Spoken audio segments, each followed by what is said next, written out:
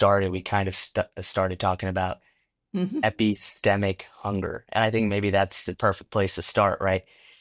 The idea of being curious, being hungry for Actually, fun fact, when I first started this show, I wasn't sure what the title was going to be. And eventually I came upon Learn or Be Learned.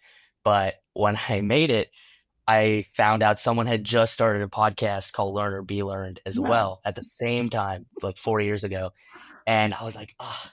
So I created a subtitle under that to keep the name. And it was at the time Education for the Hungry, just Oh, because that's just what I could think of. Yeah. So over time, that guy stopped. So I just condensed it to Learn or Be Learned. But I think that's a great place to start because this is kind of where it all stemmed from was just hungry for learning and knowing more. it's even more complex than that for me. What I didn't mention before we got on is there was a whole side of my family when I was growing up that were the eggheads. They were the teachers and the learners and people who were very intellectually curious. So there was one side that was very much like that, and there was another side that was less like that. And I loved them, like, loved being in their energy, in their aura. So I think this loving to learn is not only in and of itself, but I think I think it's all tied up with love too. So Mhm. yeah, Something I've noticed that's interesting, and maybe you can shed some light on this, is, and this is not always the case, but an observation I made is sometimes people that are constantly seeking knowledge or more tend to have a more like, how do I say, like a grandiose persona.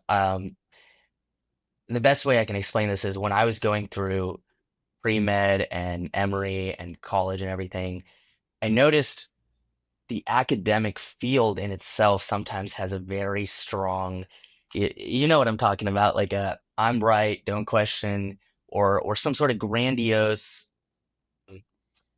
uh, yeah, perspective. yeah, Yeah. yeah. Um,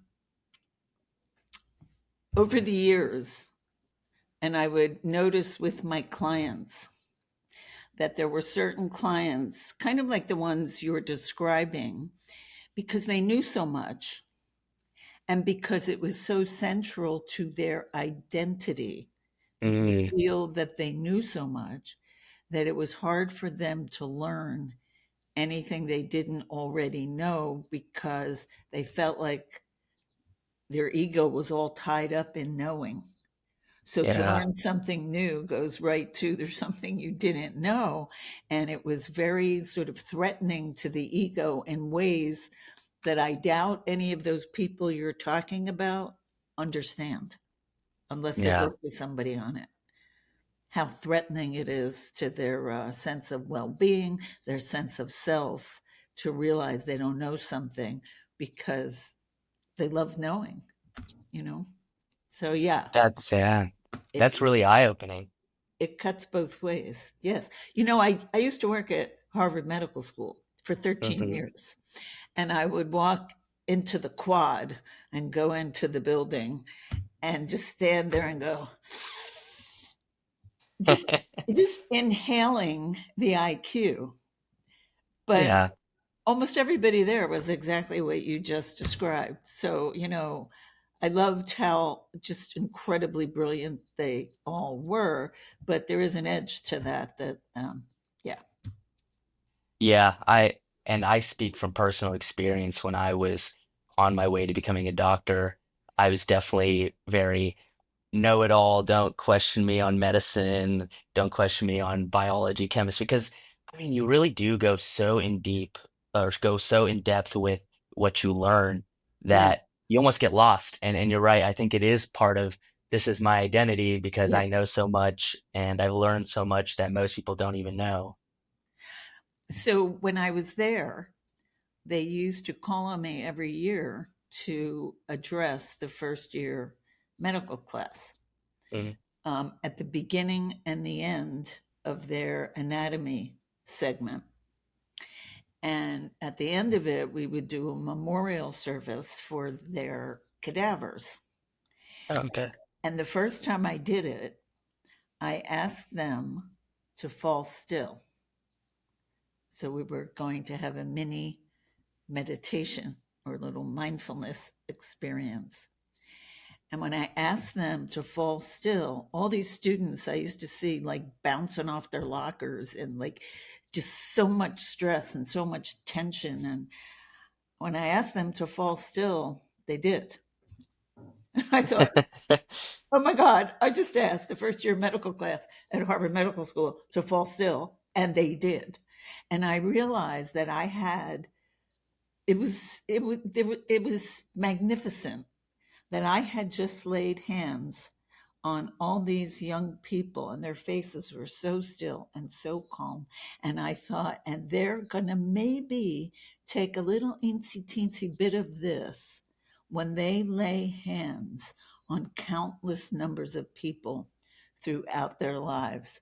And it was just one of my biggest wow experiences. It was out of this world Yeah.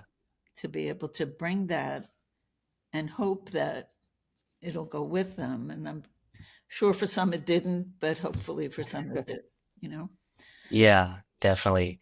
I think this whole, as far as I've gone from learning and searching and seeking answers about health, it seems like the path I was on wasn't the whole picture. It wasn't, there were still aspects to health that are undiscovered or at least neglected in the medical field when it comes to becoming a doctor.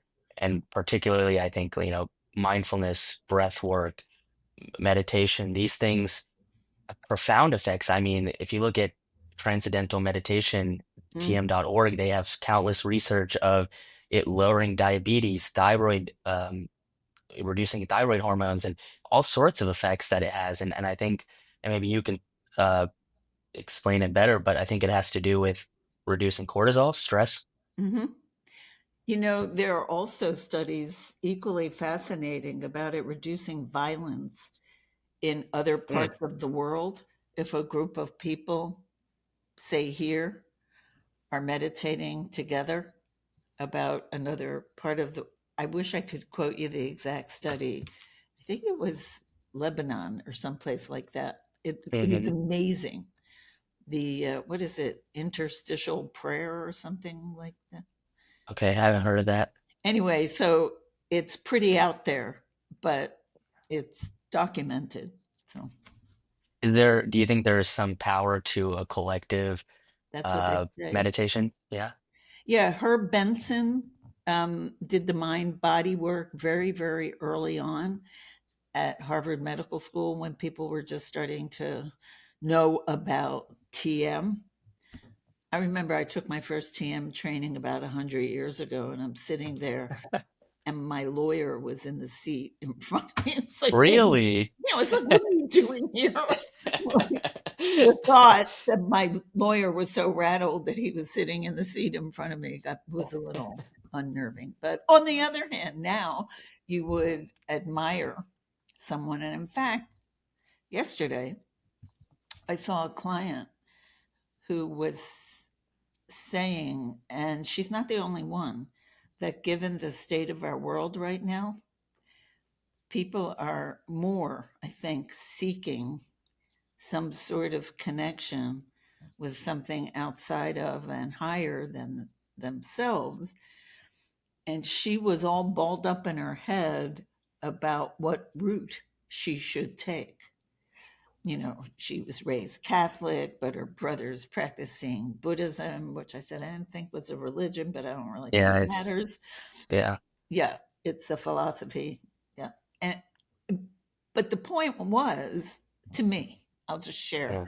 my own belief is that all of those roads go to, or at least aim to go to, the same, if not a similar place. And it's really just picking and choosing what kind of journey you want it to be. So I remember at a point trying to decide whether I was going to study Buddhism, and the other option, which I did study, but I was trying to decide which one I was going to stick with. And the other one was Advaita Vedanta, pre-Hindu. Okay. Uh-huh. Hmm. And so this is such a good example of how different the roads can be, and they go to the same place. So the Buddhist center was very simple and very sparse, and there was no food or anything. And then I walked into the Advaita Vedanta Center, which was this gorgeous antique home, stunning. And they had fruit and flowers and nuts and cheese. And it was so gorgeous because one was the vehicle was abundance, like the self is everywhere. And I'm sure you know all this, but, and then the other was there is no self and everything is nothing. And their venues really conveyed. And I thought, if I have to pick one, I'm going with the fruits and the nuts and the flowers. Right. It was so gorgeous. It was such a Um, feast for the eyes and the warmth. I just felt like hugged when I walked in. So I I stuck with love that. I stuck with that one for I love years, that. for about Yeah. 25 years. In fact, I learned so much from them that I put together a program that I delivered through the learning and performance at Harvard for the Hmm. faculty and the staff. And HR told me that they were banging down the door to get into this 4 week program because everybody, and it's just these little simple things like Yeah. you cannot be that which you observe, for then who would be doing the observing? People never thought about that before. So then who are we? Kinds of things. And everybody lapped it up. It was great. Repeat that statement. We are not what we observe. We can't be, We can't be what we observe. for then who would be doing the observing? Can we unpack that? I don't think I quite understand. Okay. Like what goes with that is I am not this body. Hmm. This is a vehicle for my use in my time here on this planet. So Right. if I'm looking at my body, I'm looking at my arm.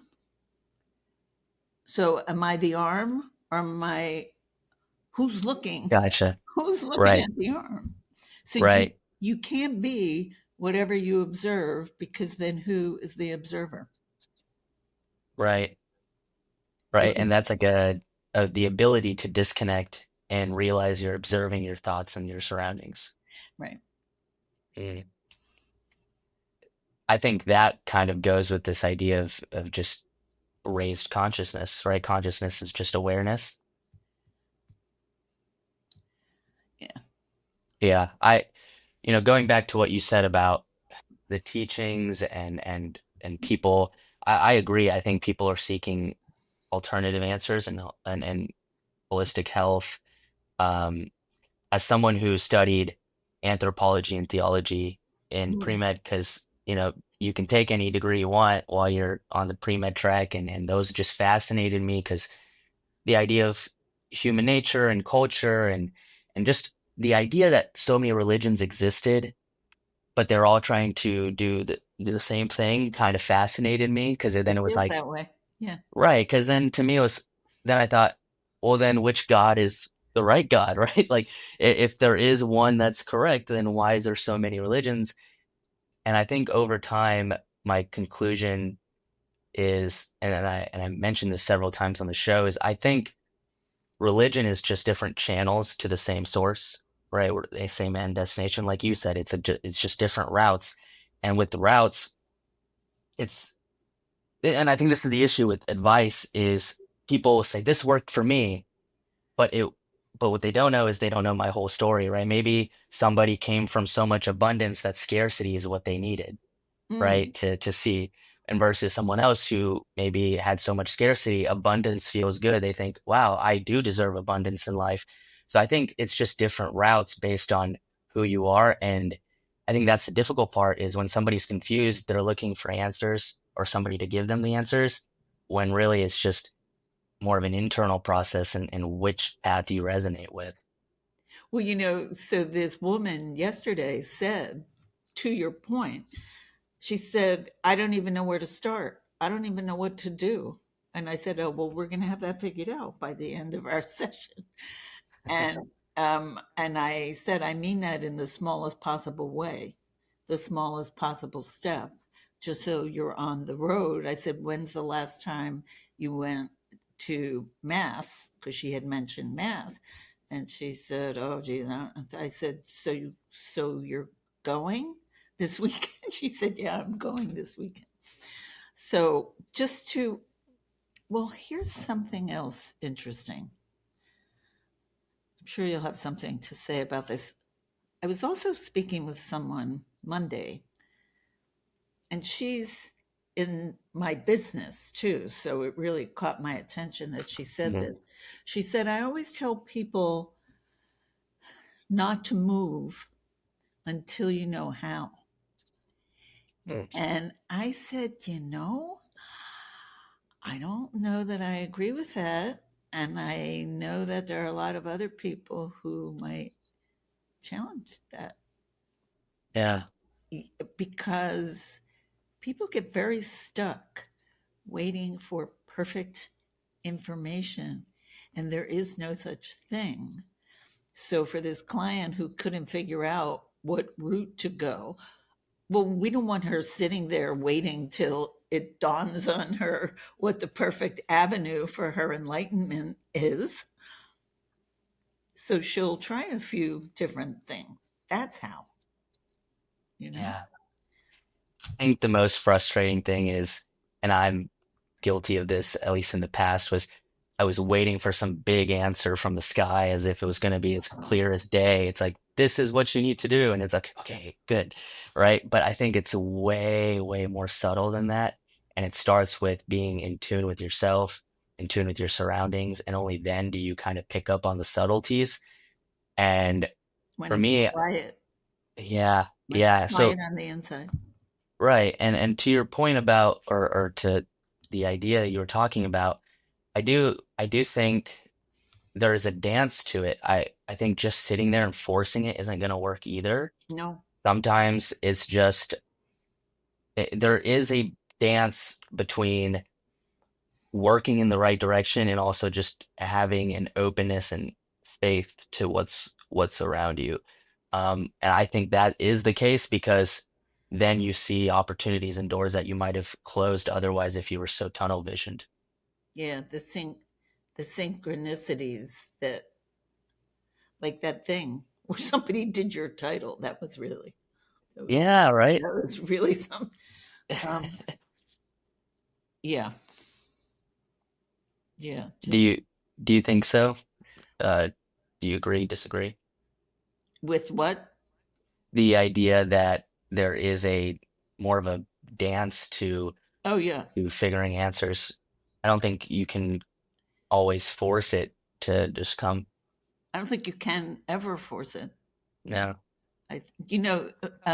When my son was little, there was this wonderful, wonderful woman who um, took care of him, and I think she would have called herself a born again Christian.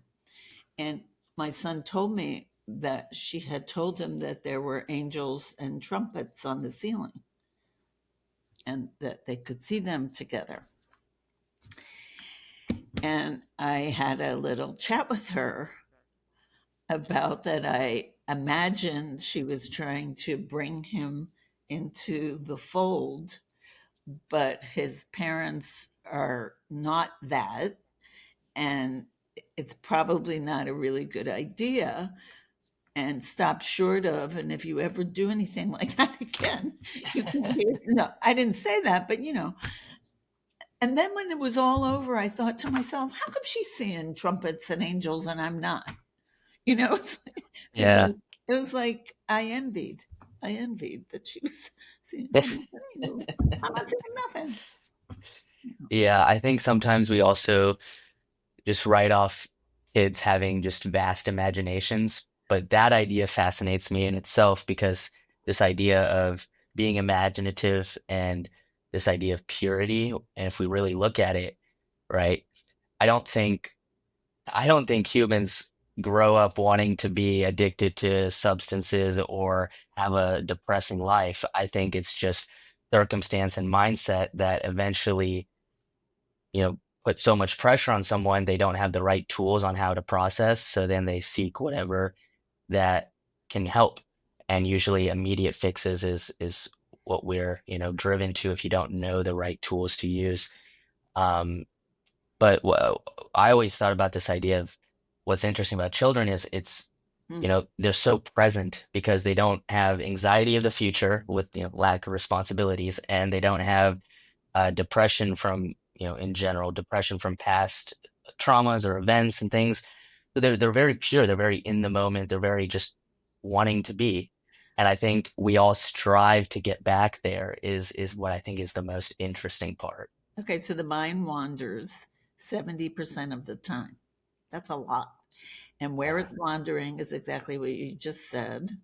It's wandering into worries about the future and regrets about the past. And both of those make us feel really yucky. Worrying about the future doesn't feel like great. Regrets about the past doesn't feel so Yeah. good. Yeah. And yeah, so you're right about, Robert Sapolsky. I think he's a neurologist out on the West Coast. And he wrote a Okay. book, When Zebras Don't Get Ulcers.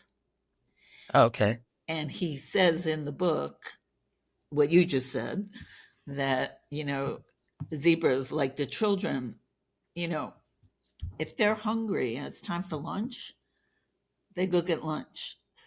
They don't eat the lunch and say, "Oh, I shouldn't have had that. We're going out. We're having a big dinner tonight, and I promised I was going to lose 5 pounds, and that stuff was processed anyway, and I shouldn't have." They don't do. He calls it adventitious suffering. They don't do that. We do that. Yeah, We a do that. lot. My son says that, like, when he looks at me, he sees my gears are always. But the zebra's not doing that. The purity in the children doesn't do that, but we do that. And my thing is the mind makes up stories for us to live in. And the more we know that, the better those stories can be, because then we're in charge of it instead of it in charge of us, the mind. Mm. That's why. That's why I launched this week. Ta-da! Yes, congrats. I saw that. Thank It's you. like a workbook too, right? Oh, it is a workbook, and I had a designer who teaches design at a university in New York City, and the illustrator was from Disney, and they Oh, did. no way. Oh my God, they did the best. I'm looking for something really That'd great. be so cool. They did the most. Oh, like all the artwork. Yeah, Oh, that's so cool. and he did the brainy. Uh-huh. Yeah, it definitely caught my eye. It looks really good. Well, if you go to his website, Jeffrey Uh-huh. Munn, this is really tame compared to what he did. He really worked well with me to make it something more that regular people could relate to, because his stuff is really fantastic, Hmm. like science fiction out there. But you can see the resemblance. Anyway, I'm all excited about that. What was what would you ask him when you were tailoring like your vision for the illustrations? Well, to make it, I can't describe it without showing you what it, the stuff, what he does naturally is like spaceship, otherworldly, Yeah. almost like a little scary kind of stuff that young, hip people would probably really love. And Like he would, abstract a little? That Of was course. it was like science fictiony, Ah, okay. Gotcha, gotcha. like Leonard Nimoy or whatever his name was, Hmm. the ears so we had to humanize it Yeah. a little bit because his were more like creatures and anyway. Hmm. But I fell in love when we got there. Yeah, I that's love awesome. I love that little character. Yeah. Well, I guess going back a little bit to this idea of presence, because you had talked about, lack of anxiety and depression and how it all stems from the narration of the mind and how we're in charge of being the author, right? I think that's I so love powerful that we should kind of maybe circle back because it really is the voices and the stories we tell ourselves. And I think what was 100%. very interesting to me is realizing that the ego is trying to help me Yes. and it's not. I kept trying to fight it like we were against each other, Uh-huh. right? Saying like, why do I keep thinking this way? Well, almost like the guilty conscience of constantly just feeling like I don't know, it's not right. And then when I realized, no, this is just my body or mind's way of trying to keep me safe Yes. is was when it was kind of more liberating. Yeah. Perfect. Absolutely. You know, all of us, let's say roughly five in the schoolyard, figured out something that was going to help us. And it's almost like, I mean, I'm exaggerating, but it's almost like we have a toolkit and it has that tool in it. And then we just pull that tool out every time the going gets rough. And you're like, I couldn't agree with you more that that thing was there because it was working. Now you're an adult, and it would be good if there were other tools and a little more Right. flexibility, and you choose the way an adult would. But it really helped. You know, the best way to say that, I think, is every single one of us has already lived through every single thing we've ever been through. Yeah. And that overused or misused strategy helped. So, like, I so agree with you. In fact, there's a book written by two psychiatrists, and I forget the name of it, but they segment the. I cut my evolutionary psychology teeth on this book. Price and Stevens, I think, were the authors, and they had a chapter on each of the major psychiatric syndromes, Mm. and then they would go back to our beginnings and lay out how each one of those, so like depression, they said was like a way of laying low when you were in harmful circumstances. So you would be less likely to be noticed and killed. So it's an adaptive strategy. And they did that for OCD and for all the different ones. And so what it becomes, and I think based on what you said, this would sit well with you. Tell me whether I'm right or wrong about that. What it becomes is an adaptive strategy run amok. And I say what you just said, which is we're not asking for it to go away because it's not going away, whatever it is, but just that we have a little more control over it than it has over us. But they were put there to be helpful. They helped us to survive and to thrive. That's why they're still there, those adaptive strategies. And we're all on the continuum. And some, Robert Wright calls it knobs and tunings.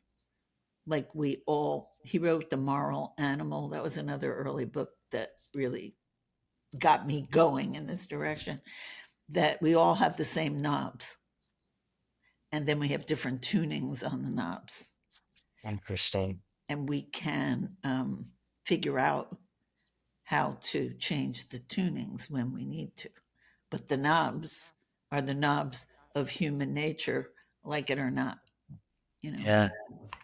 This is crazy because what it reminds me of visually is imagining you are in a plane and it's on autopilot, and now you're going towards the cockpit to take control of the plane, because before the ego was taking control of the plane, which would be the autopilot, right? So Yeah. you enter the cockpit and you see all these tools and usage and how the ego would just kind of or I guess automatically turn the dials based on how it knows to survive, right? So when you become the conscious observer of your ego or whatever, and you try to take control, you're looking at all these knobs, you're like, why is this depression knob here? Like, I don't want that. But what it really is like you said, it's an evolutionary advantage for, and I think that's so interesting for if you were in the wild and you're weak or you were, Yes. mentally in a bad spot, you would want to lay low until you can recover. Um, so to like, that's what, that's why it's liberating is when you understand that these tools were here and now Yes. we can control the knobs. We're the pilot. We don't have to have it on autopilot anymore is the most liberating thing. I'm really glad you used the airplane analogy. I use that too, and I want to share it with you. Oh, awesome. Yes. So I say that gravity. So the things that pull us down, that hold us back, that, like you said, are to keep us safe, but still they keep us stuck while they're keeping us safe so we don't go out of the comfort zone kind of thing. So I think of like gravity as a thing that pulls us down.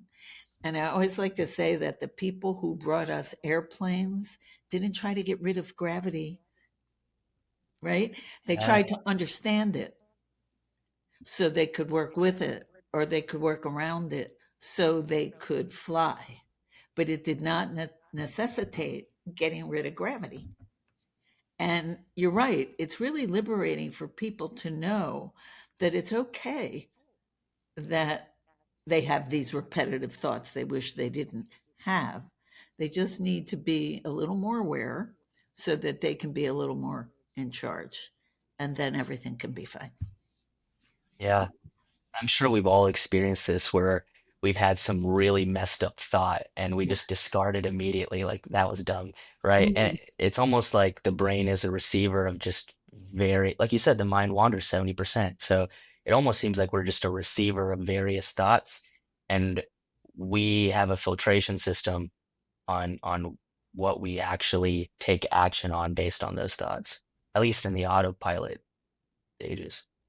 Yeah, and there are people who are managing their anxiety, let's say, and that's why they kick that thought out because that thought can potentially make them anxious. But there are studies that show, and I think we know this from test results, but there are also longevity studies that show that people who have some anxiety do better than people who figured out how to have hardly any.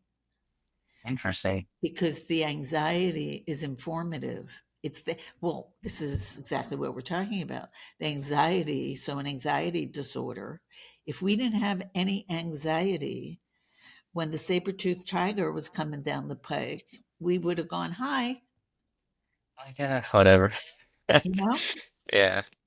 So the anxiety was how we knew to get the heck out of the way. Right. If But we, would that be anxiety or fear, you think? well, tell me how you see them differently. Then we'll see. Yeah, that's what I was trying to decipher here because to me it seems like it'd be a fear response to take action versus anxiety almost feels like a constant wandering about the future. Almost like, am I gonna eat? Am I gonna have food tomorrow? I don't know where I'm gonna get my next meal, like going back to the I see what you're hunting saying. and yeah. So I'm wondering, like, because I'm still trying to wrap my head around the evolutionary purpose of why anxiety would be beneficial. Well, if you're crossing the street and you see a car coming, I know that I get this little rush, like this little tingly kind of thing. We might be talking here about the difference between a feeling and an emotion. I'm not Mm, I'm not positive, but I think that's where we are right now, where the emotion is more the physiological response and the fear is more the interpretation of the meaning of it. hmm But don't anybody quote me on that.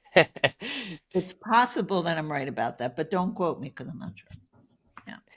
Yeah, so you're saying then anxiety is almost like a spark to do something. Otherwise, what we're fearing would be the outcome. Well, yeah. If you don't, so there are people with temporal lobe injuries that they've done studies on, and they did a simulation with some of them about financial decision making, and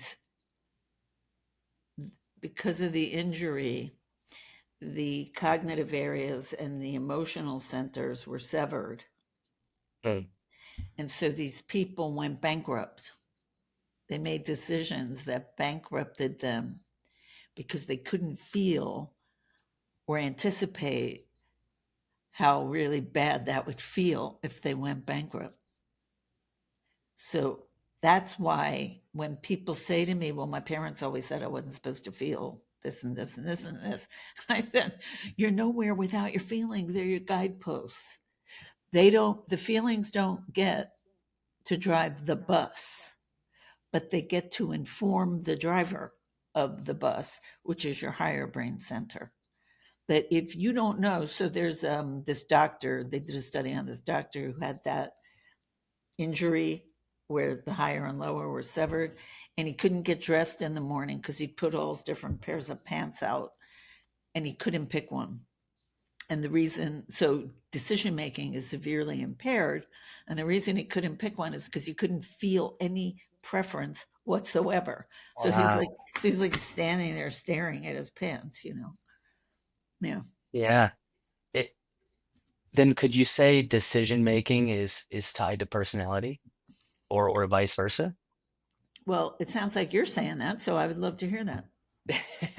Well, because where my thoughts are going is, right, let's say you remove all emotional, uh, just all emotions. You just have, very blank slate, then you wouldn't have any preference to anything.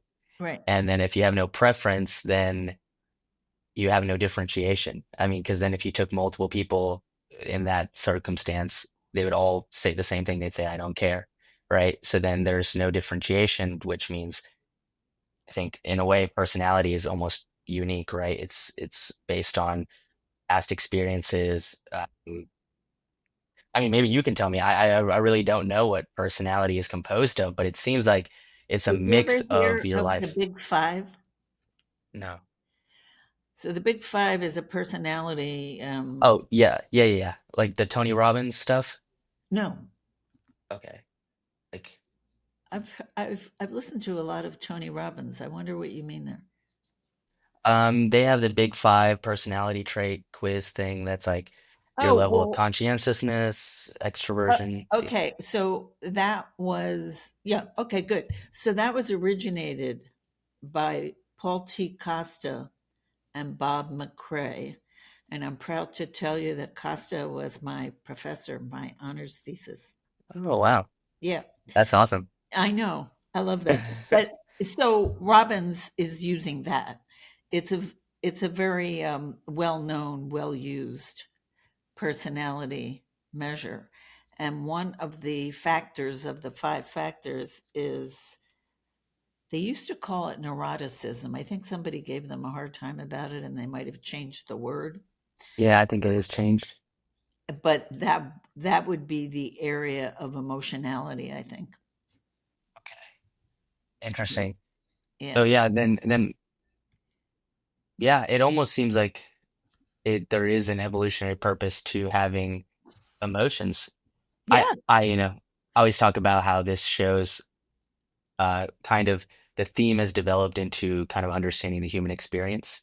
And if there was no emotions, I don't think it would be as profound of a human experience, good and bad emotions. And now you know that you wouldn't be able to make a decision to save your life Right, if you right. didn't, if you didn't have any physiological response to anything. Hmm. So, So, speaking of evolution, I wanted to tell you uh, the first line of my first book, the Getting to Great book, yeah, is this. And then I want to hear what you think. A great life depends on a great fit between who we are and the environments in which we work and live. At the time that I wrote that, I thought I made that up. And then I thought, wait a minute, didn't Darwin say something?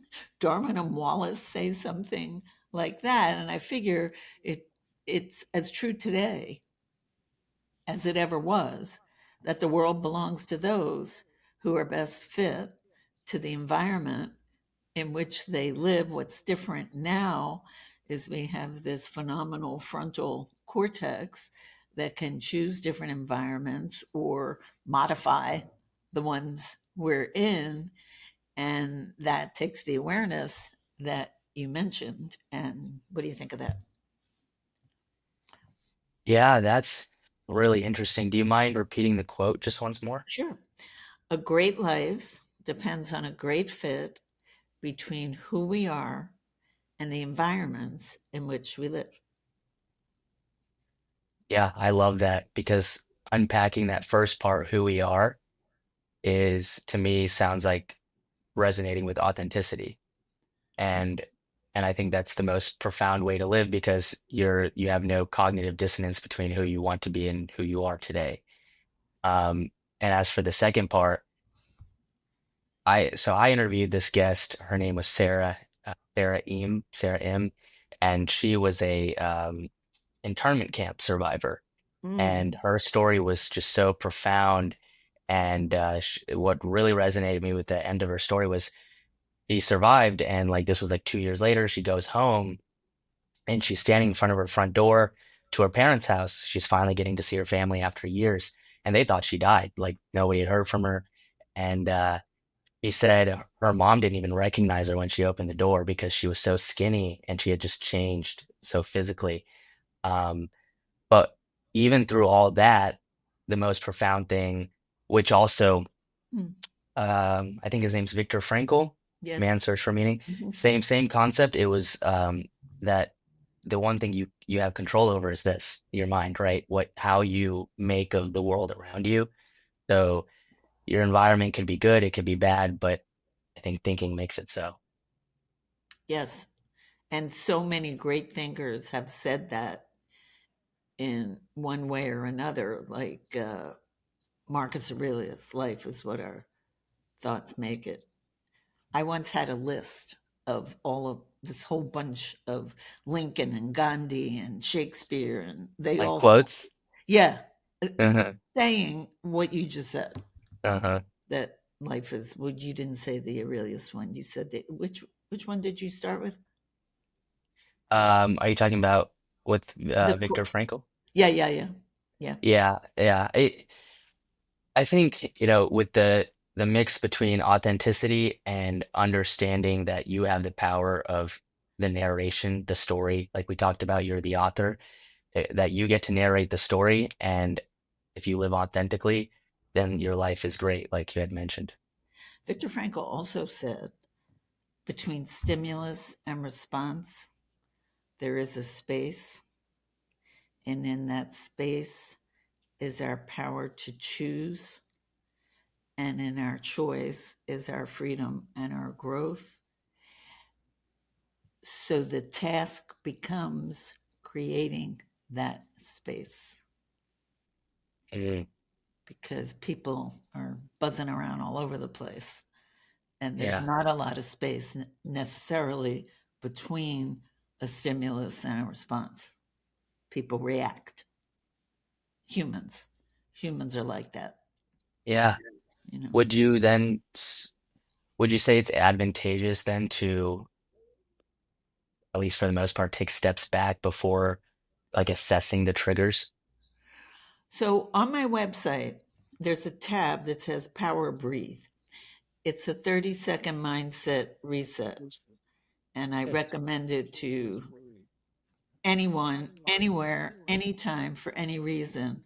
A 30-second breathing technique that stimulates the polyvagal nerve and brings clarity to the higher brain center. So that's how we get. So, like, our amygdala in the midbrain has picked up something's going on here. And people, um, I always want to clarify something about that. A lot of people think it's like something bad is going on. I have a client that we have to really keep an eye on him because when really good things are going on, he doesn't think straight. So when investors are flattering him all over the place, he's really vulnerable to a very bad deal because Mm, his ego is off the charts. And so that's here. So it could be something really bad happening. It could be something really good coming down the pike. But when this thing is flailing around, it knocks the higher brain offline. So in this 30-second mindset reset, we calm this. So the higher brain is integrated. So it's like this is saying to the higher brain, something's going on here. And the higher brain can say, thank you for sharing. I got it from here. yeah. It's like whether something, let's say something bad just happened to you or something amazing just happened to you, just to take a second and almost breathe, right? And Yes. when you calm yourself, you're able to think a lot clearer. Yeah. Mm, Yeah. Well, so in the kids' book, I talk about it as like making a team, like you and your brain are a team. So it's not in charge of you, and you're not off without any help from your higher brain centers. So you're a team. Yeah. And that 30 and I actually crafted it for the kids how they could do a little breathing exercise mhm. to integrate themselves so they can figure out how to handle that they're trying to learn how to use a skateboard and everyone's making fun of them and they don't know Yeah, what to do, you know, little things like that. right. And to me, it almost sounds like, as cheesy as it may seem, like a self-love thing, you Yeah. know? Mhm. Because when you, like you said, you and your brain, right? You're working together. And I think that's like a harmonious self-love thing that perhaps some people are disconnected with, which is why that fight tends to happen, right? It's because you think you're against yourself. And it's um, what is that quote? It's like you're the only person that will stand in your way, or something, that concept, right? Where it's like the biggest obstacle is to like get over yourself, because you're the one that's gonna hold yourself back the most. Yeah. Is I think it's like that. It's like a self-love thing. You know, I don't wish this on anybody, but I had a serious illness, like the kind that 99.99% of people would die from. And people said to me, this happened though, I don't know, maybe like 20 years ago. And people would say to me, it made you so strong. And I would say, well, thank you, but that's not exactly how I experience it. How I experience it is that what got me through lives in every single one of us. And we kind of don't know it until it's there and you need it. So it's there for you. And when you're talking about self-love, this is why I'm saying I don't wish on anybody that they would have to have that happen in order to feel the way I feel. But I feel like there's something so wonderful about knowing that feeling like if you could do that, you could do anything, Yeah, and that you have you have a self like right here that you can really count on, yeah, you know. And I think a lot of people, because mostly because their feelings were dismissed instead of validated while they were growing up, don't have that kind of self confidence and self assurance that whatever it is, we'll deal with it. Um, but it can be had, and I think that's the message. So it's the work I do with my clients, and they don't have to get deathly ill to get there. What they have to do is sort of start over, learning to trust their internal experience. yeah. There's a lot of wonderful stuff in there. Is there anything in particular, in either during or after, that changed the way you operate in life after all that? Yeah, I think Happier. I think I'm more courageous. Yeah, because I do very much have a feeling whatever it is, I'll handle it because I did, and I can't say enough. I don't wish that on anybody, but I do wish that feeling on everybody. That feeling knowing that you lived through everything you've ever been through, whatever it is, you'll handle it. It's a wonderful What feeling. was there anything you unpacked in that moment that you kind of had to kind of come to terms with at that time? Because from my observation, when people share stories and stuff, a lot of people that have either a near-death experience or they're, ill or whatever, they start to reflect deeply on life and things that, and then they start to let go of the small things and things like that. Like very profound changes happen to their personality because they realize there's more to life than just yelling at the person that cut you off in traffic, right? Oh yeah, I'm pretty chill. Maybe yeah. Before or after that, were you always pretty chill I think your point's well taken. I think it might be more chill after. after? Hmm. People would say to me, like, I was in the hospital for 7 weeks and I had 10 trips to the OR and I was out of work for 6 months. It was pretty brutal. And people would just say, I don't know how you're doing this. In fact, they were going to amputate my upper right quadrant. And the infectious disease man from Mass General came into my room and said, I don't know what it is about you, but there's something in your eyes. I think you can fight this. And if I'm wrong, you're dead. This is the hardest decision I've ever made in my life. And I wondered then, because I was very heavily studying Advaita Vedanta at that time. And I wondered if it was the meditation. I mean, who knows? Interesting. Who knows? But I wondered if that had something to do with something. There's so much I think that none of us know about the human condition and the human spirit. All I'm saying is it feels really darn good to feel that whatever it is, bring it on, you know? Sounds like you developed immense willpower, Okay. right? Like the will to live, right? That's just what my observation because um, you said like this thing developed in me to give me strength that I can overcome whatever happens, and I couldn't imagine anything stronger of a willpower than anything related to death because that's, all we have is life. So I think that's like, yeah, And yet I'm very at peace with the idea of dying yeah, because because of that. yeah. And I'm very motivated to contribute what I can while I'm here. But we all know taxes and dying is two things you have to. We all Well, know that.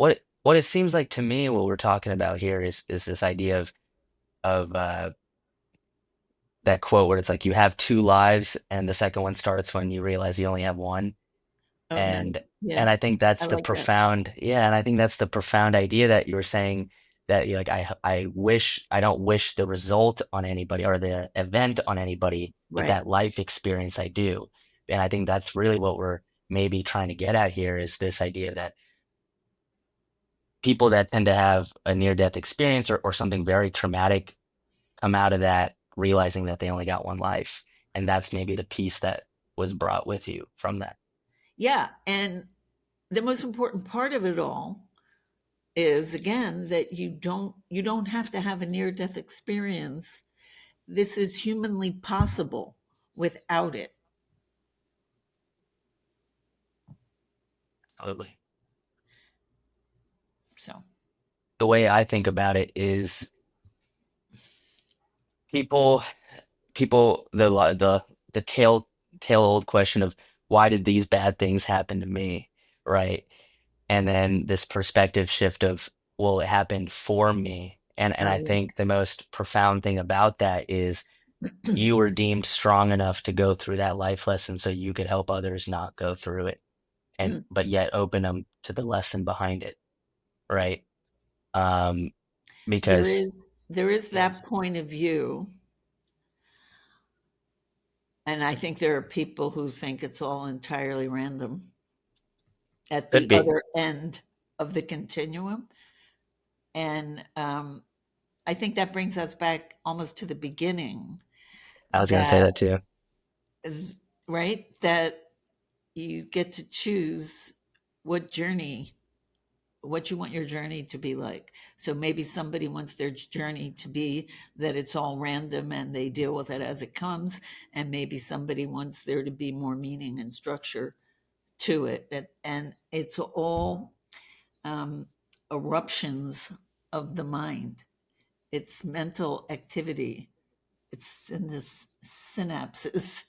It's, and you, before we close, I want to tell you this.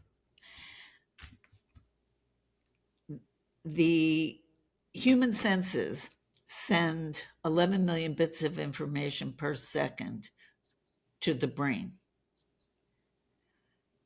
And that's out of like a grand estimated total of 6 times 70 million zeros, if you can even fathom that. 6 times 70 million zeros, bits of information available in the universe.